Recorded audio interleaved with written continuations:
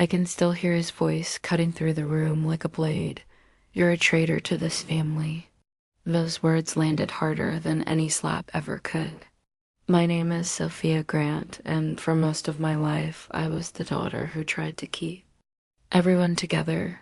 While my brother Marcus climbed the corporate ladder, big house, expensive cars, constant bragging about closing deals, I chose a quieter road. I joined the Navy right out of college, not for glory, not for applause, for something bigger than myself that Marcus never understood. To him, service meant weakness. "You're throwing your life away in uniform," he'd say whenever I came home. On leave, real success doesn't come with salutes and pay cuts. He'd laugh, turn to our parents, and add, "At least one of us is making something of themselves." Mom would smile uncomfortably. Dad would change the subject. And I'd sit there, swallowing the hurt, telling myself it was just his way. But it wasn't just teasing. Over the years, the comments grew sharper. He stopped inviting me to family events unless it was to show me off as the one who didn't make it. He told cousins I was brainwashed by the military. He even convinced our aging parents that my career choice was why I never had time for them, ignoring that I was often halfway across the world, doing things no one could talk about. I kept my missions classified. I kept my rank quiet. I kept the truth locked inside because I believed family deserved protection, not proof. That night was supposed to be a celebration, our parents' 40th wedding anniversary. The backyard was lit with string lights, tables full of food, laughter floating on the warm evening air. I arrived in civilian clothes, still jet-lagged from my last deployment, hoping for one peaceful evening. Marcus spotted me first. He raised his glass, voice loud enough for the whole gathering to hear. "Here's to Sophia," he announced with that mocking smile. The family traitor who chose orders over blood, still playing soldier while the rest of us live real lives. The laughter stung like salt in an open wound. I stood frozen, heart pounding, feeling every eye on me. I wanted to disappear, but something deeper stirred a quiet certainty that the night wasn't over yet. Asterisk, the party continued around me, but I felt like I was underwater. Marcus kept going, turning every conversation back to me. "She has probably got some secret clearance that makes her feel important," he joked to a group of uncles. "Meanwhile, I'm out here actually providing for the family." He pulled up his phone, showing off his latest bonus check like it was proof of superiority. Relatives nodded politely. Some even laughed again. I excused myself to the side of the house, breathing hard, fighting tears. How many times had I replayed this scene in my head during long nights at sea? I'd tell myself it didn't matter. I had purpose. I had brothers and sisters in arms who trusted me with their lives. But standing there, hearing my own blood reduce everything I'd sacrificed to a punchline, something inside me finally cracked, not with rage, but with clarity. Marcus wasn't just insecure. He was cruel. He needed me small so he could feel tall. And the worst part, our parents never corrected him. They'd sigh, say, "That's just Marcus," and move on. They never asked about my deployments, never celebrated my promotions, never once said they were proud. The betrayal wasn't only from him, it was from the silence of everyone else. I leaned against the wall, staring at the stars, remembering the day I earned my wings as a naval aviator. The Admiral who pinned them had looked me in the eye and said, "You carry more than metal on your chest, Lieutenant. You carry trust." I'd held on to those words through every storm, every mission. Tonight, I realized I'd been carrying the wrong trust for too long. I wiped my face, straightened my shoulders, and walked back to the party. Marcus was still holding court, telling a story about how I ran away to the Navy because I couldn't handle real responsibility. I didn't interrupt. I just waited, because I knew something he didn't. A black SUV pulled quietly into the driveway. 2 uniformed officers stepped out. One carried a small case, the other scanned the yard. My heart steadied. They weren't here by accident. Asterisk, the music faded as the officers approached. Guests turned curious. Marcus kept talking until he noticed the uniforms. His smile faltered. The taller officer, a captain I recognized from headquarters, stepped forward. "Lieutenant Commander Sophia Grant?" he asked, voice clear and formal. I nodded. "Yes, sir." He opened the case. Inside lay a folded flag and a small box. He spoke loud enough for everyone to hear. "On behalf of the Secretary of the Navy and the President, it is my honor to present you with the Distinguished Flying Cross for extraordinary heroism and action against an enemy force during classified operations in the Indo-Pacific. Your actions saved countless lives and preserved national security at great personal risk." He pinned the medal to my blouse. Then he turned to the stunned crowd. "Lieutenant Commander Grant is not just a pilot. She is the lead instructor for Carrier Strike Group Aviation, trusted with training the next generation of naval aviators. Admiral Hayes sends his personal regards and regrets he could not attend. He asked me to relay, the Navy is proud too. Call her one of our own." Silence blanketed the yard. Marcus's face had gone white. His glass trembled in his hand. Our mother covered her mouth. Dad's eyes filled with tears he couldn't hide. Cousins whispered in shock. The captain saluted me sharply. I returned it. Then he added one final thing. "The Admiral also wanted your family to know you've never been the traitor here. You've been the shield." He and the other officer left as quietly as they arrived. The SUV drove away. Marcus stood motionless. For the first time in years, he had nothing to say. Slowly, he walked toward me. His voice cracked. "Sophia." I didn't know. I thought, "I'm sorry." Tears ran down his face. He looked smaller than I'd ever seen him. I looked at him not with anger, but with something tired and final. "I never needed you to know, Marcus. I just needed you to believe I was enough." Our parents came next, hugging me tightly, whispering apologies through sobs.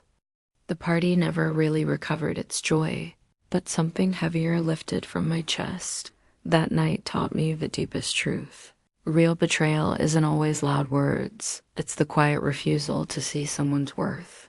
And real justice doesn't need shouting. Sometimes it arrives in uniform, speaks calmly, and lets truth do the rest. I still serve. I still fly.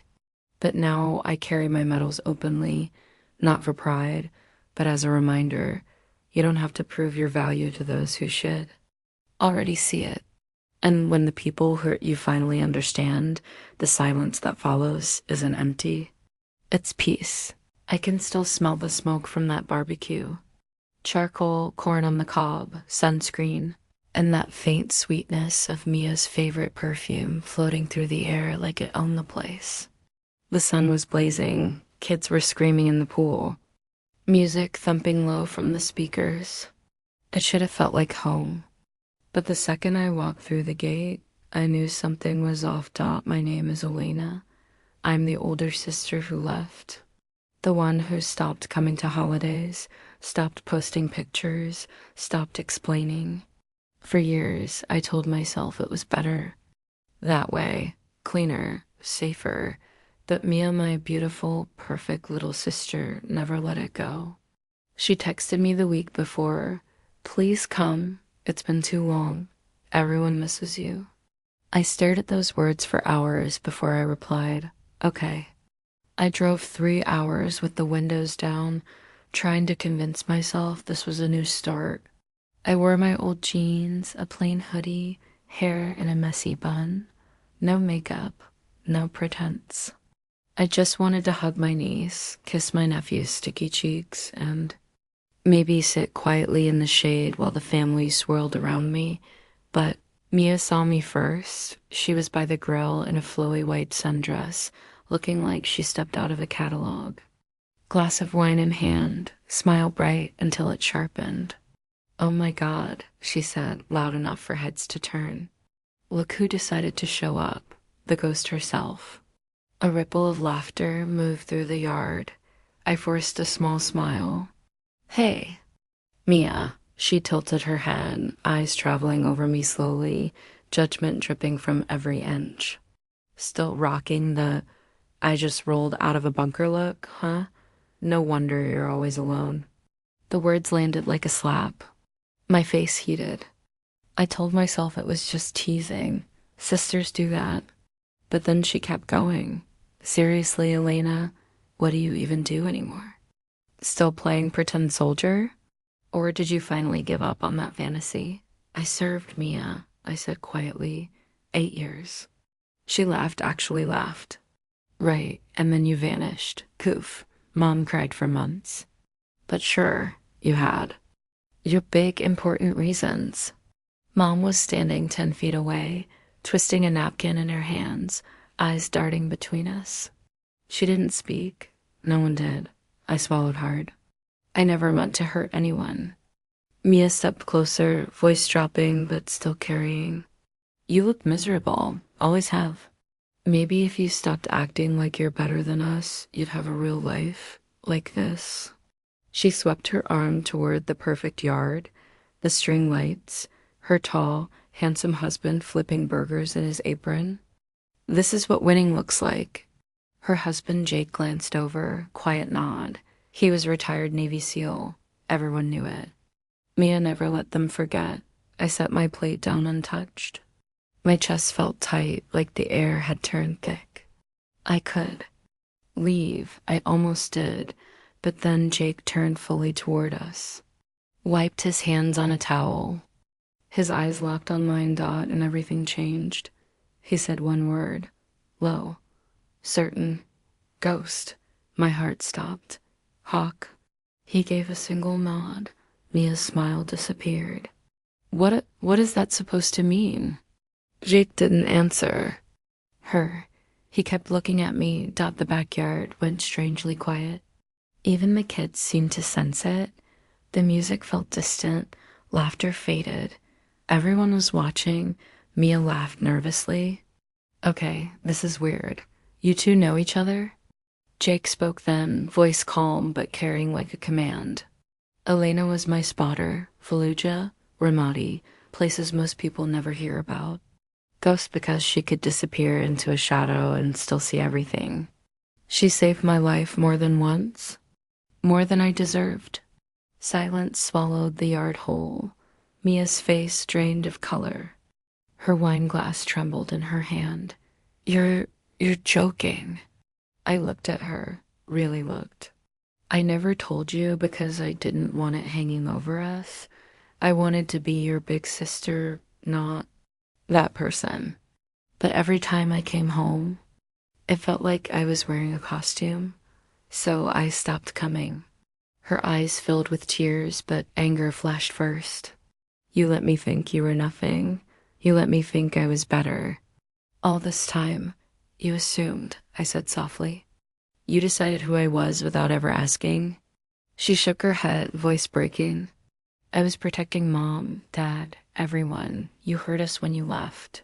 I was broken when I left," I whispered. "Pieces of me stayed in the desert. I didn't know how to bring them back."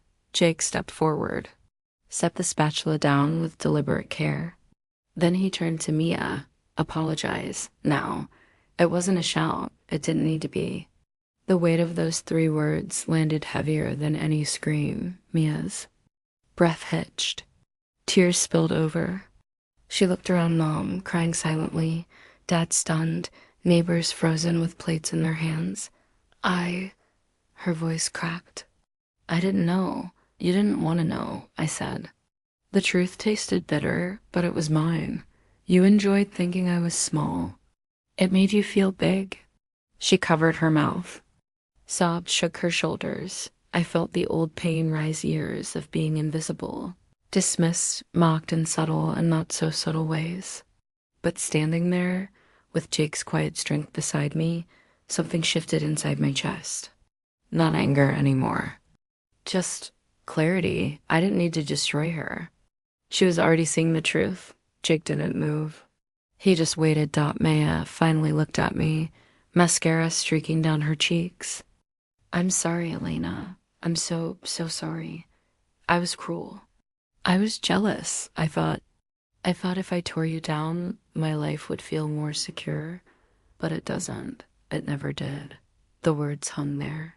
Raw, real. I nodded once. I hear you. It wasn't instant forgiveness. Forgiveness doesn't work like that, but it was acknowledgement. A door cracked open. Jake glanced at me. A small, almost imperceptible nod like we'd just finished a mission. Then he turned back to the grill, picked up the spatula again, and flipped a burger like nothing had happened. But everything had. The barbecue slowly started breathing again. People talked in low voices. Mom came over, pulled me into a hug that lasted longer than any we'd had in years. Dad squeezed my shoulder. Even the kids ran up, asking why Aunt. Elena was crying and laughing at the same time. Mia stood apart for a while. Then she walked over, hesitant. Can we talk later? Just us? I looked at her, really looked, and saw the little girl who used to follow me everywhere. Yeah, I said. We can. I left that night with my suitcase still in the trunk, but something felt lighter, not fixed. Not perfect, just possible. Sometimes justice doesn't look like revenge. It looks like truth stepping into the light. It looks like someone finally saying your name, the real one, and the whole world hearing it.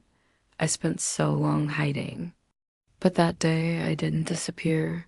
I was seen. And maybe, just maybe, that's the strongest comeback there is.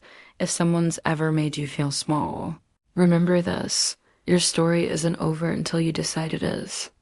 The call sign you earned, the scars you carry, the silence you kept, they're not weaknesses. They're proof you survive things others can't even imagine. Hold your head up. Your moment is coming, and when it does, they'll finally understand.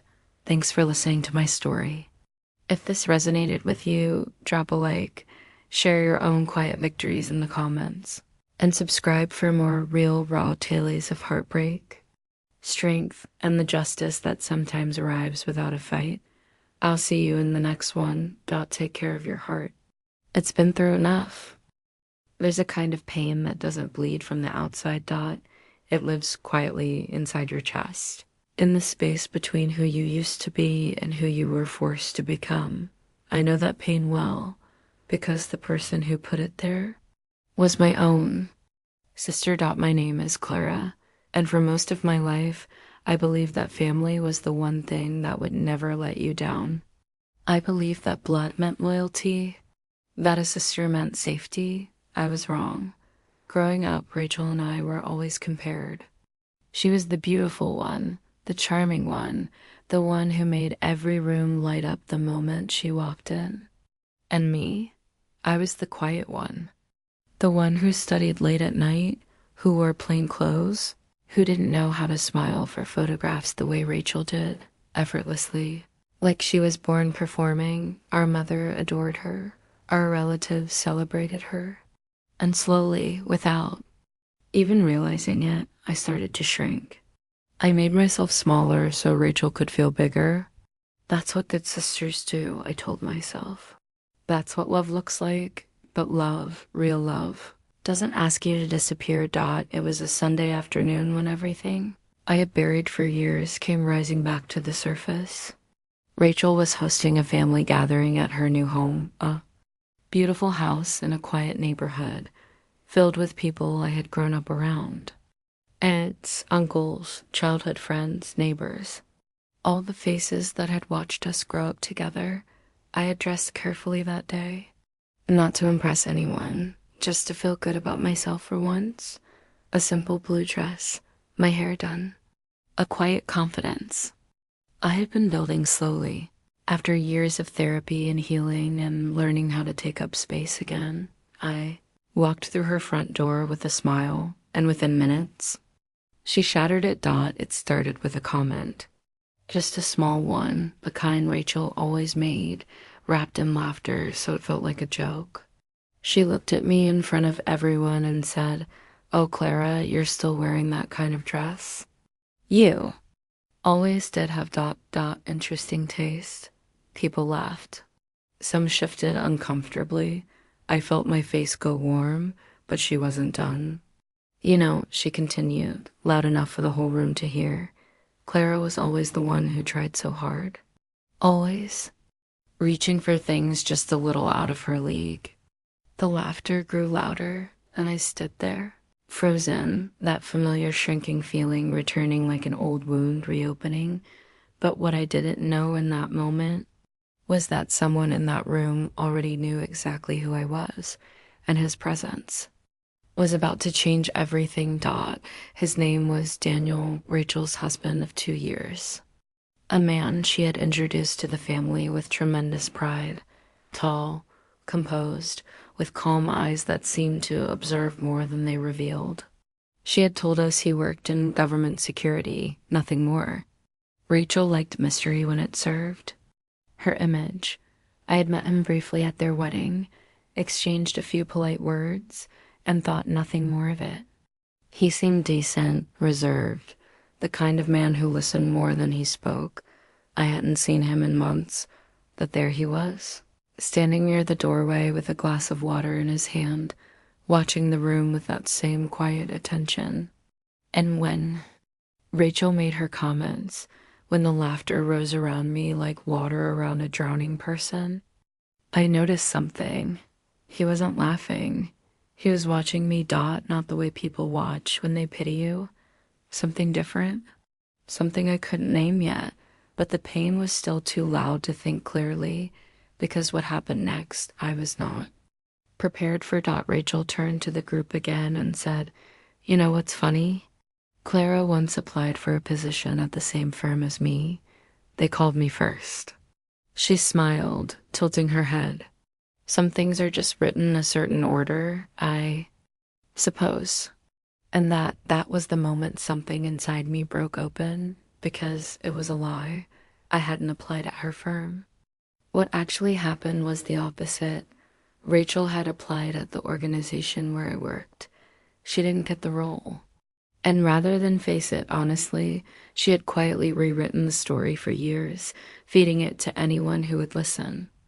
Shaping the family's perception of me as the lesser sister, the one who always fell short. I had known she'd done this. I'd chosen silence because I loved her, because I didn't want to create war where I could create peace. That silence had cost me more than I ever knew. I felt tears pressing behind my eyes. Not from sadness this time, from something sharper. A grief that comes when you finally stop pretending. I set my glass down on the table, was about to leave quietly, the way I always did when I heard a voice cut through the room like something steady and unmovable. "Actually," said Daniel, "I don't think that's accurate." The room went still. He stepped forward slowly, and the ease with which he commanded attention, without raising his voice, without performing, was remarkable. Later, I would learn why. But in that moment, I only felt the room shift. "Clara," he said, turning to me with a directness that felt almost surreal. "You were the lead field analyst at the Northern Humanitarian Initiative in 2019, the one that was classified, weren't you?"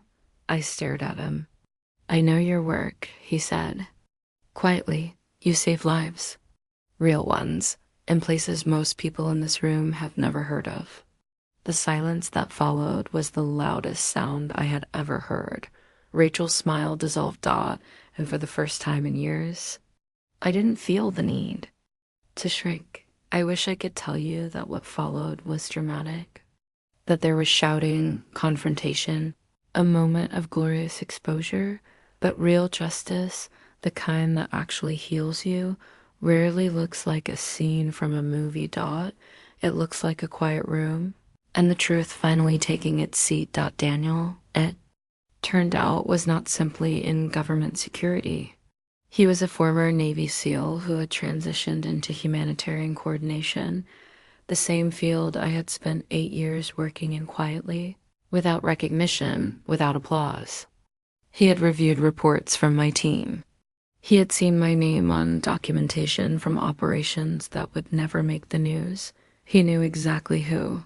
I was Dot, and in the gentlest possible way, without cruelty, without aggression, he had simply said it out loud. Rachel stood very still for a long moment. The relatives who had laughed were suddenly finding reasons to look at the floor. The aunts who had always compared us in her favor were now looking at me with new, uncertain eyes. I didn't feel triumphant. I felt something quieter than that. Relief. Later that evening, as people began to leave, Daniel found me near the garden. He didn't apologize on Rachel's behalf. That wasn't his place. And he was too honest a man for empty gestures. He just said, "You shouldn't have had to carry all of that alone." And I nodded because I was too full to speak. Rachel never apologized. Not that day. Not in the weeks that followed. But something changed between us. A distance that had always existed finally became visible, acknowledged, real. I stopped pretending it wasn't there. I stopped performing closeness for the sake of family appearances. I stopped making myself small so she could feel tall. That for me was the revenge. Not her embarrassment. Not the look on her face in that room. My revenge was the moment. I stopped needing her approval to know my own worth. Because here is what I've learned. The people who diminish you in front of others do it because they are afraid of you in private. They see something in you that threatens something in them. And instead of growing, they try to make you shrink. Don't shrink. Your silence is not peace, it's surrender. And surrender to the wrong people is the most expensive thing you'll ever give away. Your story doesn't need their validation. Your value doesn't need their announcement.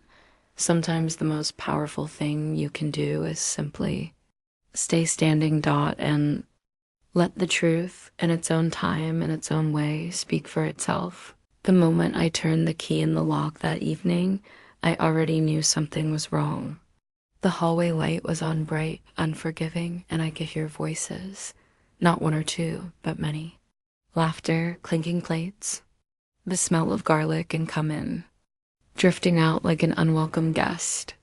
I had worked a 12-hour shift at the hospital, my scrubs still damp with sweat, my feet throbbing, my mind numb from back-to-back codes. All I wanted was silence, a hot shower, and leftover pasta in the fridge. I pushed the door open. There they were. 6 of my husband's relatives, his mother, 2 sisters, an aunt, her husband, and their teenage son sprawled around my dining table like they owned it.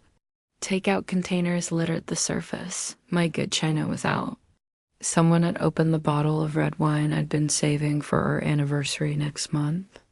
They were eating, laughing, not a single plate set for me. My husband, Arif, sat at the head of the table, smiling that easy smile he used when he wanted everyone to like him. He looked up, saw me, and his face flickered, just for a second before he recovered. "Hey, love," he called. "You're home. We were just, family dropped by. Thought we'd surprise you." His mother glanced over, waved a fork. "Beta, come sit. We ordered extra biryani." "You must be starving after your long day." No apology. No, we should have asked, just assumption. That my home was their home. That my time, my space, my rest didn't matter. I stood in the doorway, keys still in my hand, feeling the weight of 12 hours pressing down harder than ever. I could have exploded. I could have cried. Instead, something inside me clicked quiet. Cold, final. I smiled, not a big smile. Just a small, calm curve of my lips. The kind you give when you've decided something important and no one else knows yet. "Looks like you started without me," I said softly. They laughed, thinking it was a joke. Arif stood up, came over, tried to kiss my cheek. "Babe, relax. It's just family." I let him. Then I stepped back, still smiling. I'll just freshen up, I told them. Don't wait. I walked to the bedroom, closed the door, and leaned against it. My heart was pounding, not with anger anymore, but with clarity. They had no idea what was coming. I showered in scalding water, letting the steam fill the room until I could barely see my reflection. Under the spray, the pieces started falling into place. This wasn't the first time. For 3 years, Arif had let his family treat our home like a free hotel. Weekends interrupted. Groceries eaten without replacing. Bills quietly covered because they're going through a tough time. I'd said yes every time because I loved him, because I wanted peace, because I thought being the understanding wife would make our marriage stronger, but at DIDN single quotes T dot, it made me smaller. Every time his mother criticized my cooking, his sister's borrowed clothes I never saw again, his aunt commented on my long hours like I was neglecting my duties every single time I swallowed it. I told myself it was temporary. Family is family. That night, staring at my tired eyes in the foggy mirror, I realized the truth. I had been betrayed not just by them, but by the man who was supposed to protect our space.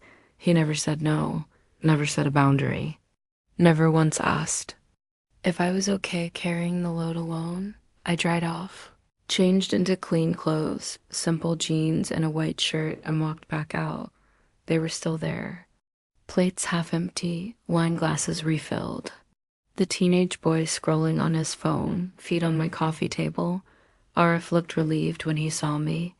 There you are. Come eat. I sat at the far end of the table. Smiled again. I'm not hungry, I said, but I'll sit with you. His mother frowned. You work so hard, Beta. You need to eat. I will, I replied. Later, in my own time. Silence fell for the first time. I looked around the table, 6 faces that had taken. Without asking, assumed without caring, and felt something shift inside me. Not rage, resolve. Arif tried to joke. She's just tired, Ma. Long shift. I met his eyes. Held them. I'm not tired anymore. His smile faltered. I turned to his mother. You know, I've been thinking. This house has 6 bedrooms, but only 2 people live here full time.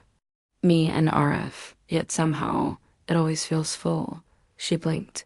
What do you mean?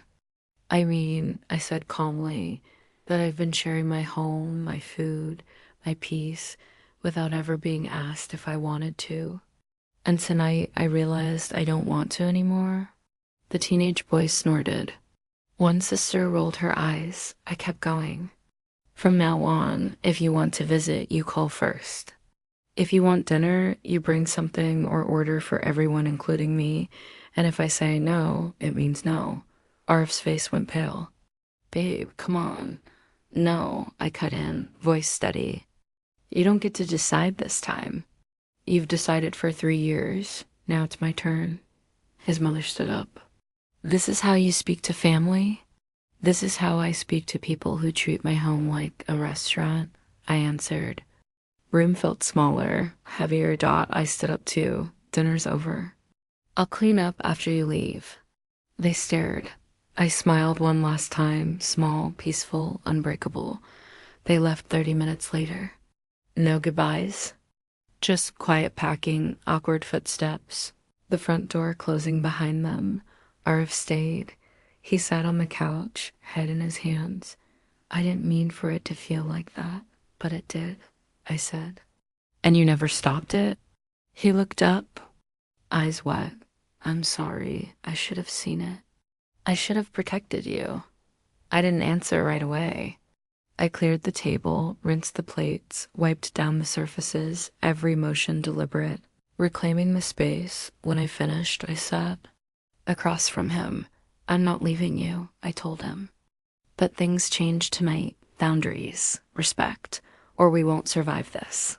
He nodded, slowly, like a man waking up from a long sleep. The next morning, his phone buzzed nonstop. Texts from his mother. From his sisters, anger, guilt, excuses. Read them. Then he turned the phone off. I'll talk to them, he said. I'll make it right. And he did. Over the next weeks, apologies came awkward, sincere ones, invitations with advance notice, offers to bring food instead of expecting it. His mother even called me directly, voice small. I didn't realize how much I was taking. I'm sorry. I accepted. Not because I had to. Because I chose to, but the real justice wasn't there. Apologies, Dot. It was the quiet that returned to our home, the evenings that belonged to us again. The way. RF started asking, really asking if I needed anything after a long shift. And the way. I finally stopped shrinking to make room for everyone else. Sometimes revenge isn't loud. It isn't dramatic. It's a single calm smile when the world expects you to break. It's saying enough without raising your voice. It's choosing yourself after years of choosing peace at any cost. If you've ever felt like your kindness was being used as permission to take more, remember this: boundaries aren't cruel. They're sacred. They protect the space where love can actually grow. You don't have to explode to be heard. Sometimes a quiet no echoes louder than any scream. I learned that the night I walked in and smiled, and I've never regretted it. Thanks for listening to my story.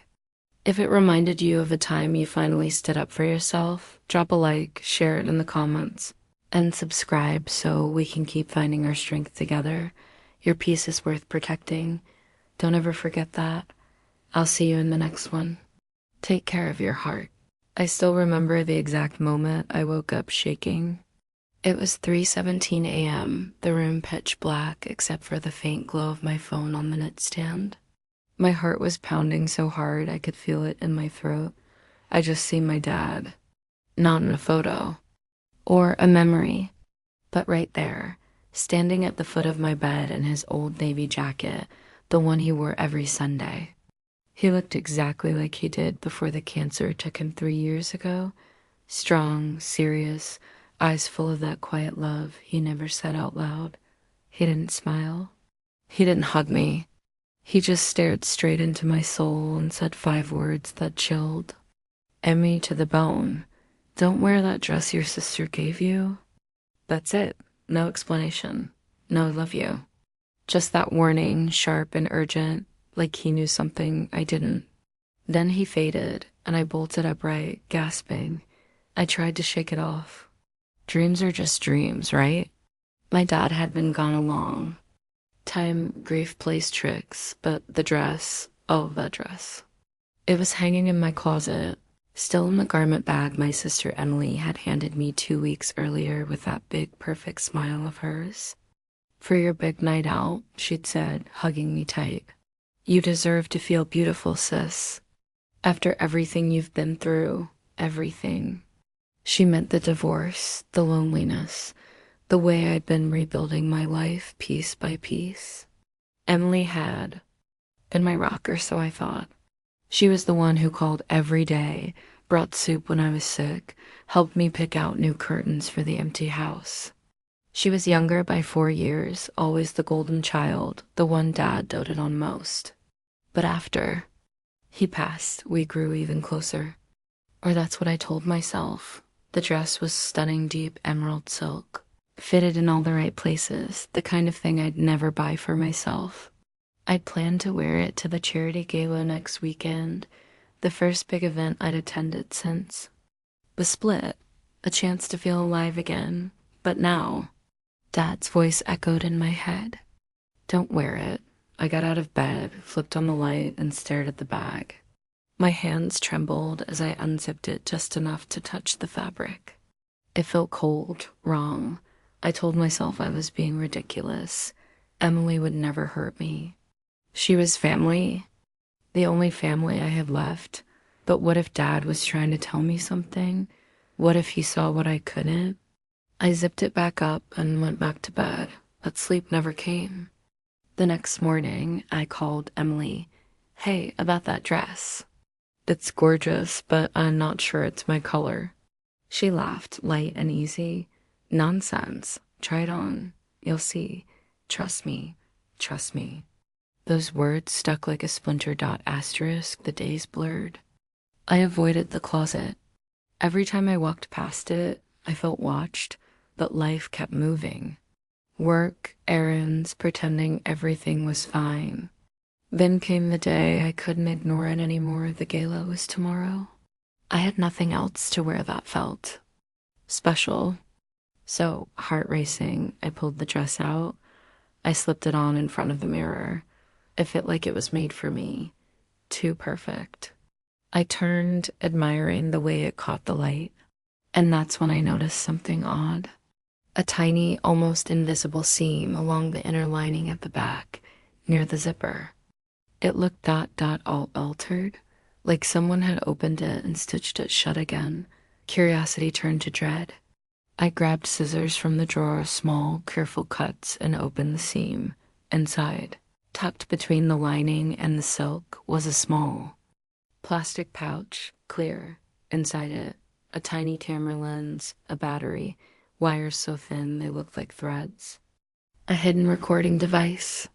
Pointing right at my knees buckled. I sank to the floor, the dress pooling around me like spilled poison. Emily, my sister. She'd given me a dress wired to spy on me. Why? How long? The questions crashed over me like waves. I thought back. The gifts she'd brought over the months, candles for the living room, a new throw blanket, even a framed photo of us as kids. Had those been rigged too? Had she been watching me grieve, cry, rebuild? Alone in my own home? The betrayal burned deeper than anything I'd felt before. Not just spying, invading, controlling. I remembered her questions. Any new dates? How's the house feel now? Always so interested. Always pushing. I called her that night, voice steady, even though I was breaking inside. I found something in the dress. Care to explain? Silence. Then a small laugh, nervous. What? Oh, that. It's just a tag thing. A joke. Come on, sis. A joke. The word made me sick. I hung up. Then I did what any shattered woman would do. I started digging. Old texts, photos, bank statements she'd helped me with after Dad died. And there it was, transfers. Small at first, then bigger. Money moving from my account to hers. She'd had access when I was grieving, too numb to notice. Thousands. For what? Her new car? Vacations she posted about while I struggled. The pain turned to rage. Quiet rage. The kind that sharpens everything. But I didn't scream. I didn't confront. I waited. Asterisk, the gala was my moment. I didn't wear the dress. Instead, I wore black, simple, elegant, powerful. I took the wired one in a box and brought it with me. Emily was there, of course. She'd RSVP'd as my +1. Smiling, hugging people, playing the perfect sister. When she saw me, her eyes flicked to my outfit. Where's the dress? I smiled back. Calm. I decided it wasn't right for me. Later, when the crowd thinned, I pulled her aside into a quiet hallway. I handed her the box. Open it. She did. Her face drained of color when she saw the camera, now disconnected, wires exposed. I know everything, I said softly. The money, the spying, the lies. She stammered. It wasn't like that.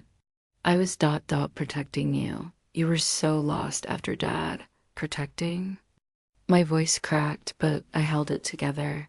You stole from me. You watched me when I was most vulnerable. That's not love. That's control. Tears filled her eyes. Please, don't tell anyone. It'll ruin me. I looked at her, really looked. The sister I'd idolized. The one Dad had warned me about, even from beyond. I won't ruin you publicly, I said. But you will pay it all back. Every cent, and you'll stay away from me forever. Or this camera footage. Yes, I have copies, goes to the police, and to everyone we know. She broke then, sobbing, begging. but I walked away, clean. Months later, the money was returned, quietly. She moved cities. We haven't spoken since. I still miss the sister I thought I had. But I don't miss the poison she carried. Dad's warning saved me. Maybe he saw her jealousy growing even before he left us. Maybe love from the other side doesn't fade. It protects. I sleep better now. The house feels lighter. And every time I pass my closet, I remember sometimes the people closest to us hide the sharpest knives. But truth has a way of cutting through even in dreams if you're carrying pain from someone who was supposed to love you. Listen to that quiet voice inside. It might just be the one person who never stopped watching over you. Thank you for listening to my story. If it resonated, share yours below. We're not alone in this, and justice, it doesn't always shout. Sometimes it just whispers, "Don't wear that dress." And we finally listen, asterisk.